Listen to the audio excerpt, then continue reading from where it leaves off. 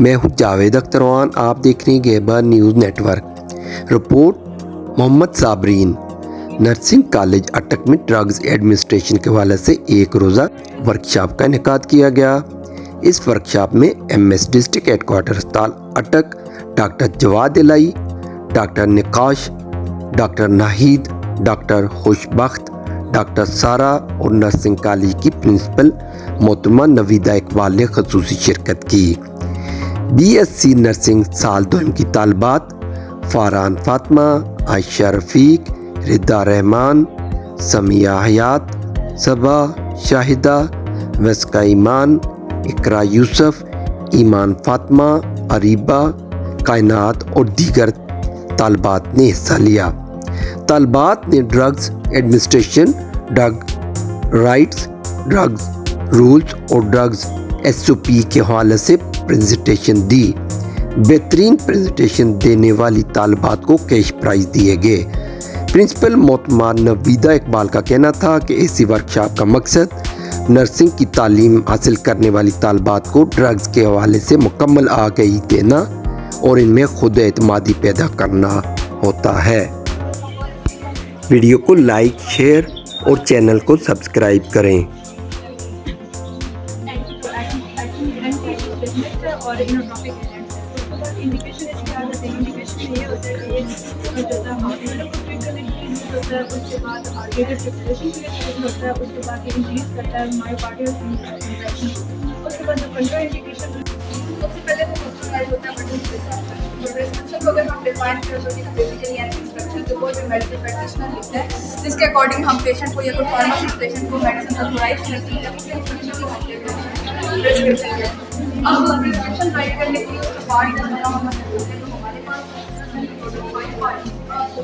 First part है recommended prescription, prescription, subscription that. अगर हम देखें तो हमारे पास जो है आउटर पेशेंट के लिए होती है वो हमें अगर विंडो पेशेंट के लिए पेमेंट डेट के बाद जो है कार्ड उसके अंदर हमारे पास फर्स्ट पार्ट आता है लाइक न्यू द पेशेंट उसका CNS क्या है, जेंडर क्या है, उसकी एज क्या है, एड्रेस क्या है, मतलब सारा डेटा जो है ये इसलिए जरूरी होता है कि कुछ पेशेंट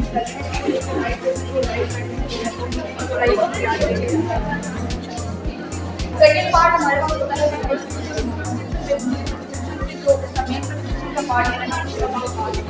इसके अंदर हमारे पास एडवर्टाइजमेंट आ रही है जो हमने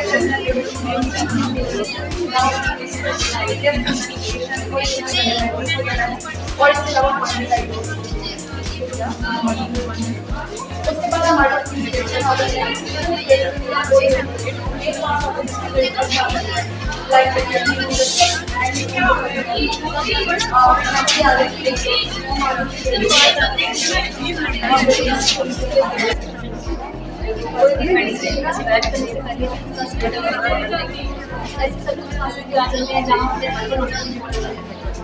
उसके बाद हमारे पास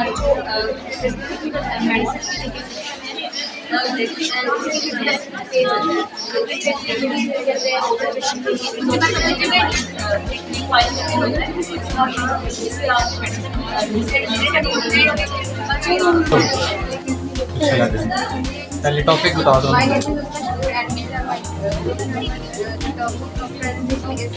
incompatibility of drugs in IV administration. ठीक है, सबसे पहले हम इनकम्पैटिबिलिटी इनकम्पैटिबिलिटी का समझिए मतलब क्या हुआ। आपस में लड़ जाती है। When two or more substances are combined to form an undesirable product which may affect the safety, appearance, color and stability of medicine या pharmaceutical product। हमारे पास होती है इनकम्पैटिबिलिटी। उसके बाद इनकम्पैटिबिलिटी किन कंडीशंस में होती है? जब हम कंपाउंडिंग कर रहे होते हैं, ड्रग्स बना रहे होते हैं, फॉर्मुलेशंस कर रहे होते हैं, पैकेजिंग कर रहे होते हैं या डिस्पैच कर रहे होते हैं, स्टोरेज उन कंडीशन किसी भी अगर हम पैकेजिंग में ऐसा मटीरियल यूज़ कर रहे हैं जिसको वो रिएक्शन कर सकते हैं तो उसके रिजल्ट में इनकम्पैटिबिलिटी हो जाती है।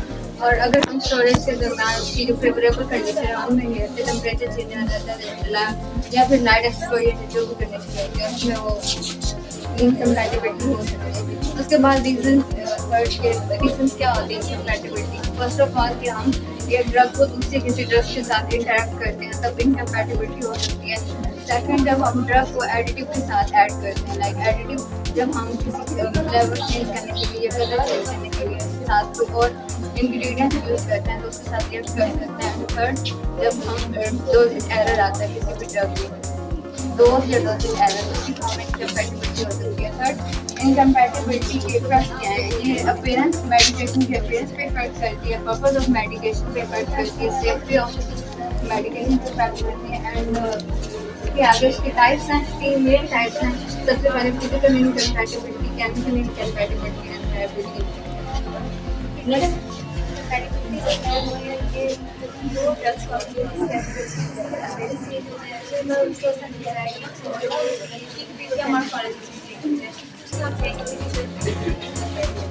इसमें बदल ये दो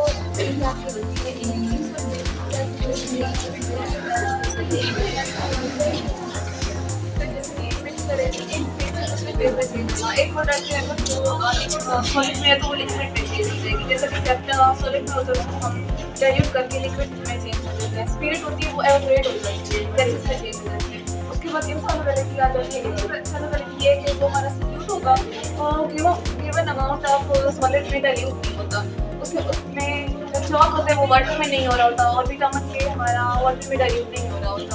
हेल्थ अपीयरेंस हो जाती है, जैसे कि हम लोग सेप्टा और डाइक्लो को मिक्स कर देते हैं तो उसमें फोमिंग टाइप कोई शेप क्लेट बन जाते हैं। और उसके बाद हमारी आ जाती है कलर चेंज। अब ऑगमेंटा में ऑगमेंटिव फॉर्म में काफ़ी देर के लिए लगा देते हैं तो वो उसमें कलर चेंज हो जाता है। या कोई ऐसी मेडिसिन जिनको दो को आपस में करेंगे तो उनका कलर चेंज हो जाएगा, तो वो आ जाएगी हमारे कलर चेंज में, वो यूजेबल नहीं है, यूजेबल नहीं होती। नेक्स्ट हमारे पास आती है केमिकल इनकम्पैटिबिलिटी। जब हम पूरे 2 से ज़्यादा सब्सटेंसेस को मिक्स अप करते हैं तो उसकी केमिकल नेचर चेंज होती है जिसकी वजह से हमें एक टॉक्सिक और इनएक्टिव फार्माकोलॉजिकल प्रोडक्ट ऑब्टेन होती है, इसको हम कहते हैं केमिकल इनकम्पैटिबिलिटी। और इसमें हमारे पास 3 तरह के रिएक्शन आते हैं। पहला हमारे पास रिडॉक्स रिएक्शन होता है, हाइड्रोलिसिस भी आती है और इसके बाद ऑक्सीडेशन एसिड बेस रिएक्शन होता है। तो इसमें जो हमारे पास हाइड्रोलिसिस है, अगर हम एस्पिरिन को वाटर के साथ ऐड करते हैं तो इस तरह हमारे पास हाइड्रोलिसिस वो रिएक्शन शो कर पाता है। और इसके बाद पेनिसिलिन को जब हम वाटर के साथ ऐड करते हैं तो वो भी हमारे पास एक रिएक्शन शो करता है। उसके बाद हमारे पास है थेरेप्यूटिक इनकम्पैटिबिलिटी। थेरेप्यूटिक इनकम्पैटिबिलिटी होती क्या है? इसमें ये होता है कि जो ड्रग है अंदर प्लेग है उसका ऑक्सीजन चेंज होता है बिल्कुल। इसमें जाते हैं 4 जाते हैं। हमारे पास एनालिस्टिक इफेक्ट आता है, एडिटिव इफेक्ट, और हमारे पास एंटागोनिस्टिक और कॉन्ट्रा एडिटिव ड्रग होते हैं। तो हमारे पास एनालिस्टिक में हम देख सकते हैं कि जब हम 2 ड्रग्स इकट्ठे लेते हैं या फिर तो उनका जो एक्शन है ना वो सेपरेट लेने से ज़्यादा होता है। अलग अलग ना लें और ज़्यादा इकट्ठे लें तो उनका इफेक्ट ज़्यादा होता है। इसमें एग्जाम्पल हमने दिया सेप्टा के साथ अगर हम मेट्रोनिडाजोल दे रहे हैं तो उसका इफेक्ट आता है। उसके बाद हमारे पास अगर हम एंटागोनिस्टिक इफेक्ट देखें तो एंटागोनिस्टिक में क्या होता है कि एक ड्रग दूसरे ड्रग से एक्शन उसको बिल्कुल ही कैंसिल कर देता है, उसके बाद एक्शन और बिल्कुल रहती ही नहीं। तो इसमें हमारे एग्जाम्पल में हमने फुसामाइड मेट्रोनिडाजोल बताती है और डेक्सो हो गया। तो जब क्या मोस्टली अगर दे रहे होते तो वो क्या होता है दोनों एनर्जी के लिए इफेक्ट कर सकते हैं। थर्ड हमारे पास है कॉन्ट्रा इंडिकेटिव ड्रग्स होती हैं। उसमें हम जैसे कुछ होती है ड्रग्स हम उसके अंदर कैल्शियम वगैरह होते हैं, कैल्शियम, तो अगर हम उसको लें तो वो हमारी बॉडी के अंदर एंटीबायोटिक्स आते हैं तो हम रेस्पिरेट वगैरह चिलीज वगैरह काज करते हैं, उस तरह वो हमारे लिए यूज होते हैं।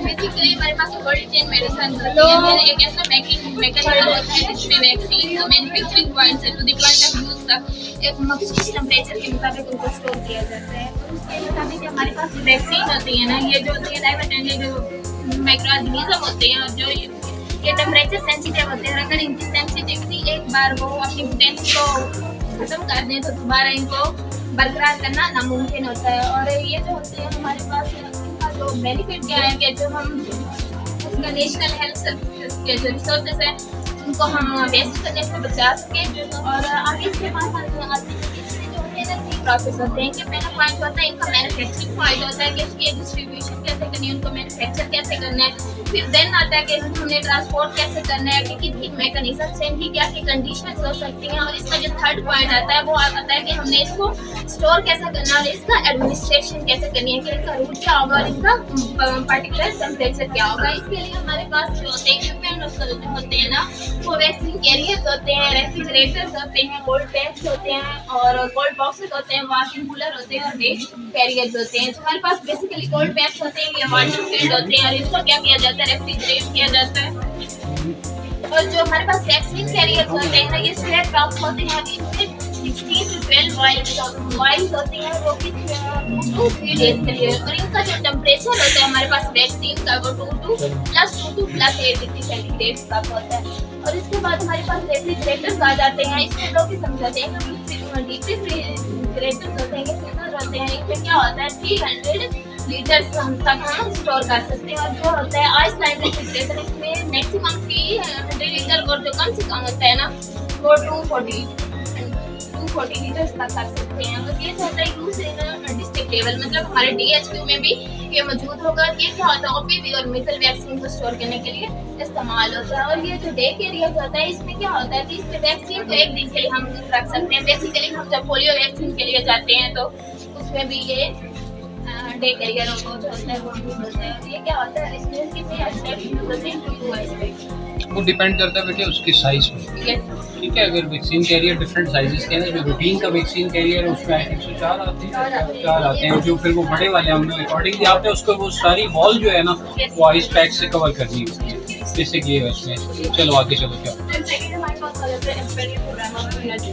इसमें भी जो है वो वैक्सीन यूज हो रही है, जिनके लिए हम लोग कोल्ड टेम्परेचर मतलब +2 से +8 तक हम लोग यूज़ कर रहे होते हैं, ताकि उनकी जो फैंसी है उसको हम लोग बरकरार रख सकें। इससे हमारे जो मेन हमारे पास होता है VVM वैक्सीन वाइल मॉनिटर। इसका मतलब ये होता है कि ये केबल है जिसके थ्रू हम लोग वैक्सीन की जो है उस वाइल की फैंसी है वो हम लोग मालूम कर सकते हैं। डायरेक्टली तो ये मैं नहीं बता रहा था, लेकिन ये स्पेक्ट्रम को जरिए शो ऑफ करते हैं। जैसे कि हम लोग इसकी 4 स्टेजेस हैं, स्टेजेस को मैं बयान करती हूँ। फर्स्ट स्टेज में जो है वो हमारे पास मेन आउटर सर्कल जो ये डार्कल होता है पर्पल कलर का, देन इनर जो है वो स्क्वायर होता है, वो हमारे पास व्हाइट कलर का होता है। और फर्स्ट स्टेज में ये है कि इनर होता व्हाइट है और बाहर जो है वो डार्कर कलर है, पर्पल है, तो ये हमारे पास यूज हो सकती है वैक्सीन। सेकंड स्टेज हमारे पास आती है कि ये जो इनर वाला स्क्वायर है ये हमारे पास लाइटिश पर्पल हो जाता है, लेकिन जो बाहर है वो अभी डार्कर पर्पल की है, तो ये भी हमारे पास सेकंड स्टेज में यूजेबल है। थर्ड स्टेज हमारे पास आती है डिस्चार्ज स्टेज। उसका मतलब ये है कि जो इनर वाला स्क्वायर है और जो आउटर सर्कल है वो सेम कलर हो जाता है, तो हम लोग वैक्सीन यूज नहीं कर सकते हैं। एंड फोर्थ स्टेज जो लास्ट स्टेज है उसमें ये हमारे पास ये आता है कि दोनों जो है एंड इनर वाला जो स्क्वायर है वो डार्कर हो जाता है, आउटर जो है वो हमारे पास लाइटर हो जाता है, इसको हम लोग बिल्कुल यूज नहीं कर सकते। उसके अलावा जो है वो हमारे पास INRs यूज हो रहते हैं, डिस्ट्रिक्ट लेवल पे यूज हो रहते हैं। इसमें जो है वो क्या चीज़ें रखनी चाहिए क्या नहीं रखनी चाहिए। सबसे पहले ये है कि चूँकि ये वैक्सीन के लिए तो इसमें फूड आइटम्स हम लोग नहीं रख सकते।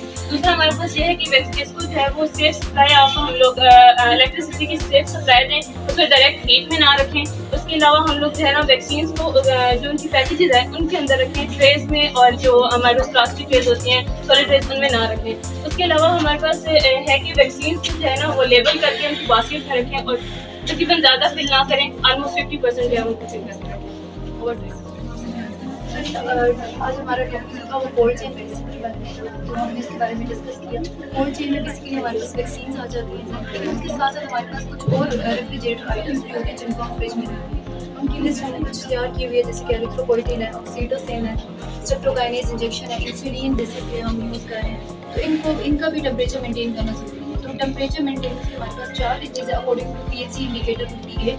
रूम टेम्परेचर होता है, कूल टेम्परेचर होता है, कोल्ड टेम्परेचर होता है, जैसे कि आज हमारा टॉपिक भी था और फ्रीजिंग टेम्परेचर भी।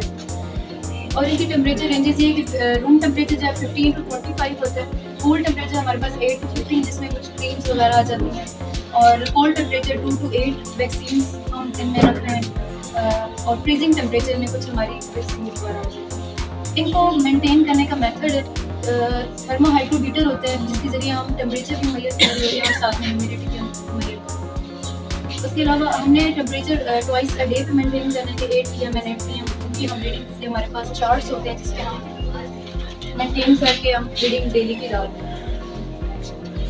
उसके बाद वैक्सीन की कुछ स्टेबिलिटी होती है, कुछ होती हैं जो मोर सेंसिटिव टू हीट होती हैं, कुछ जो होती हैं वो मोर सेंसिटिव टू कोल्ड होती है। जैसे कि BCG वैक्सीन है, ये मोर सेंसिटिव टू हीट होती है। तो क्योंकि वैक्सीन हमने पढ़ी हुई हैं कि लाइव एटेन्यूएटेड भी होती हैं, वैक्सीन भी होती हैं, तो लाइव एटेन्यूएटेड वैक्सीन अगर हम उनका टेम्परेचर मेंटेन नहीं करते हैं तो वो बैक्टीरिया वो जर्म्स वीकेंड जर्म्स होते हैं तो वो एक्टिव हो सकते हैं और उसका फायदे के बजाय नुकसान हो सकता है। इसलिए हम टेम्परेचर मेंटेनेंस पर ज़्यादा तो हमारी नर्सिंग इंटरवेंशन में भी यही इंक्लूड होता है कि जो भी मेडिसिन हम लोग हॉस्पिटल में यूज़ करें, वैक्सीन हैं, इंसुलिन है, तो उसका temperature maintain for the efficacy and very good, बहुत अच्छी प्रेजेंटेशन है। प्रेजेंटेशन का मटेरियल बहुत अच्छा है, राइटिंग बहुत अच्छी है। किसने लिखा है? नहीं, किसी एक ने लिखा होगा ना। नहीं, ये जो ऊपर चार्ट पे एक्सपेंडेड प्रोग्राम और वैक्सीन और ये जो टेढ़ी राइटिंग है किसी की है? तुम्हारी अपनी है ना, हमारी ना कहो ना, आपकी। मतलब सर हम एज अ ग्रुप हमने नहीं नहीं, आपका ग्रुप है, लेकिन ये लिखा कि मैं वैसे पूछना चाह रहा हूँ, कभी कल को आपसे काम पड़ेगा। अच्छा, ये बताओ बेटी, आपने टेम्परेचर टैगिंग का जिक्र नहीं किया वैक्सीन में। वैक्सीन में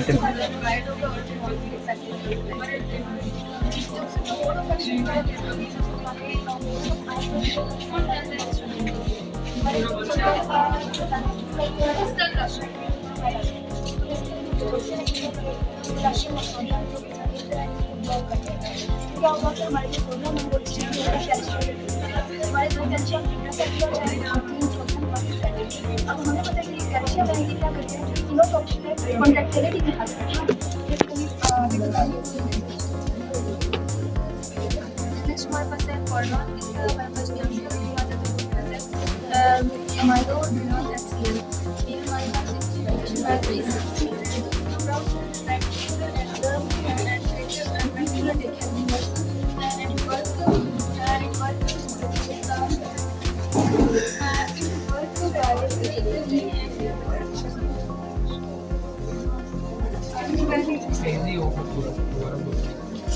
एक वेंट्रिकुलर टैकीकार्डिया, एक सुपर वेंट्रिकुलर टैकीकार्डिया में यूज होता है आगे। and it will work balancing the gap between the one heartbeat and the other. When it is contraindication as it cannot be administered under certain condition if the patient is suffering respiratory failure, circulatory collapse, hypotension, arterial hypotension, this fast level जैसे adverse sides of the adverse effects होते हैं, neuropathy, pulmonary dysfunction और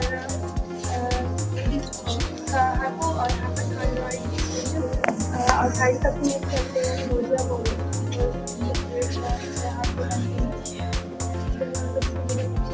mode of action कॉर्डन हमारे पास basically supraventricular और ventricular tachycardia को treat करने के लिए इस्तेमाल होता है। जब हमारे पास सुप्रावेंट्रिकुलर मतलब हार्ट के जो अपर चैम्बर है उसमें कॉन्ट्रैक्शन नॉर्मल रेट से ज़्यादा हो जाती है और वेंट्रिकुलर में भी एक वेंट्रिकल्स नॉर्मल रेट से ज़्यादा कॉन्ट्रैक्ट करने लग जाते हैं। कॉन्ट्रैक्टिविटी को कंट्रोल करने के लिए हमारे पास एपिनियस को ट्रीट करने के लिए हमारे पास कॉर्डन को यूज़ करते हैं। कॉर्डन स्पेशली हमारे पास पोटेशियम और सोडियम चैनल्स को ब्लॉक कर देता है। जब हमारे पास नर्व इम्पल्स कार्डियक मसल में जनरेट होती है तो वो हमारे आइंस की मूवमेंट होती है। सोडियम आइंस मूव करेंगे तो हमारे पास पोलराइजेशन होगी, देन हमारे पास कैल्शियम आइंस की मूवमेंट होगी तो हमारे पास डीपोलराइजेशन होगी और देन हमारे पास जब हमारे पास दोबारा से पोटेशियम आइंस मूव करेंगे तो हमारे पास डीपोलराइजेशन होगी। तो दैट्स द कॉर्डन राउंड का मकसद ये है कि हमने फर्स्ट हार्ट बीट और नेक्स्ट ट्रिगरिंग जो हार्ट बीट है उसको जो टाइम इंटरवल है उसको हमने स्लो डाउन करना है और हमारे पास कॉन्ट्रैक्शंस को हमने नॉर्मल रेट में लेकर आने हैं। तो हमारे पास इसमें जो हम यूज़ करेंगे कॉर्डन राउंड हमारे पास बेसिकली जब पोटेशियम चैनल्स को ब्लॉक कर देगा तो हमारे पास जो फर्स्ट हमारी हार्ट बीट है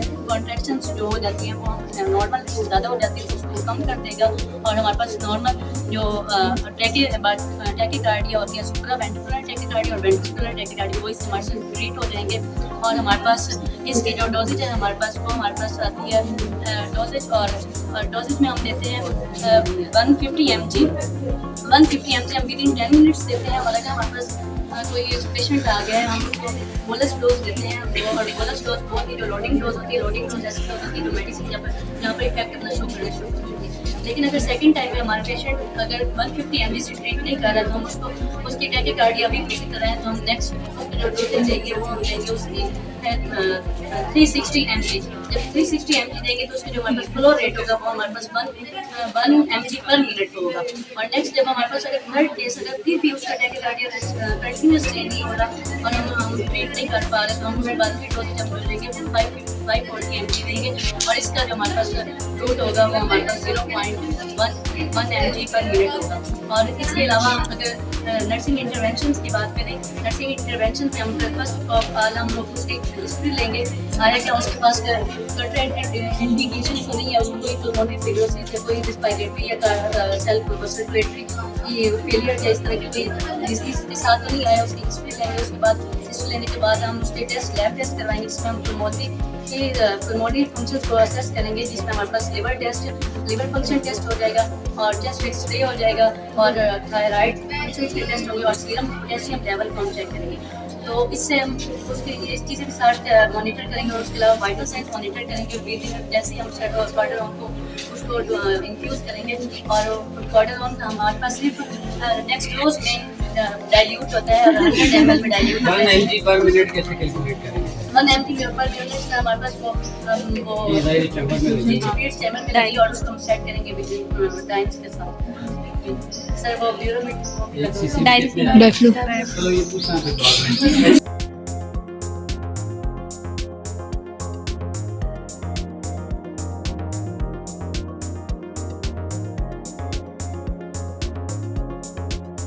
न्यूज़ अपडेट के लिए देखते रहिए GNN।